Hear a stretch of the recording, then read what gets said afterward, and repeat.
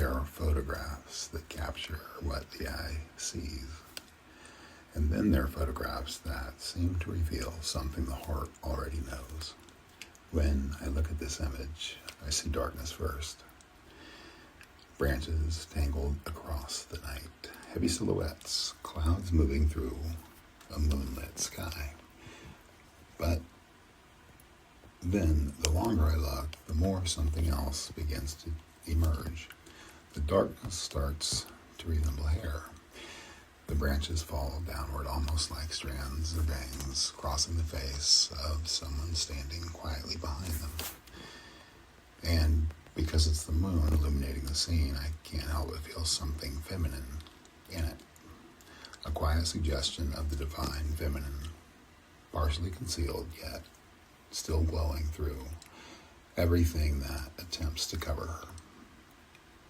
The face is not drawn in lines, it's made of light. And perhaps that is what moves me most. Because life sometimes does exactly this to us. There are seasons when circumstance seems to fall across our spirit, like those branches: grief, disappointment, fear, regret, addiction, loneliness, old wounds, the hurts, habits, and hang-ups that we've all carried longer than we ever intended. Enough darkness can gather around us that we begin to believe that darkness is who we are, but it isn't. The darkness is only what the light is passing through, and somewhere underneath every difficult chapter, every scar, every disappointment, and every night we thought might never end, there remains something untouched. A light, a spark, the breath of God within us. We may lose sight of it. Others may lose sight of it in us. We may even spend years believing it's disappeared. But hidden is not the same as extinguished. The moon is the photograph. The moon in this photograph does not fight the branches. It simply shines. It does not argue with the darkness. It illuminates it. And suddenly the very thing that seemed capable of obscuring the light becomes part of what makes this light beautiful.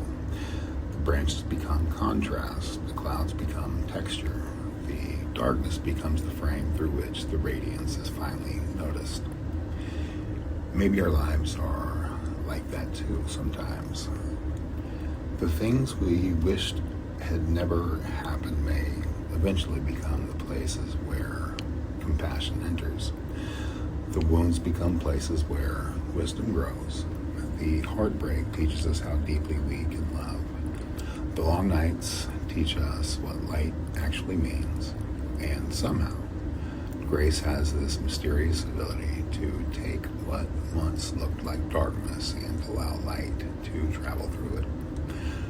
Not because the pain was good, but because the light was stronger. The Bible says light shines in the darkness, and the darkness has not overcome it. That's John chapter 1, verse 5. I love that it says the light shines. Present tense, not shined once. Not will shine someday when everything finally gets better.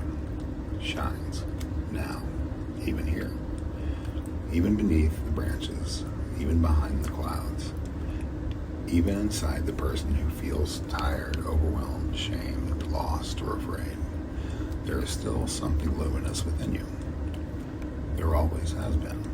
And perhaps healing is not about creating a new light. Maybe sometimes healing is simply removing enough of what has covered us to realize that the light never left. So when darkness comes and eventually it visits every human life, remember the sky. Remember the moon behind the branches. Remember that shadows only become visible because somewhere nearby, light is present. And remember that the darkness surrounding you can never become greater than the light God placed within you. It may veil you for a while. It may change landscape. It may even convince you that the night is all there is. But somewhere behind it all, the light is still shining. It's beautiful, quiet, patient, unextinguished, waiting for you to notice that it was there the entire time.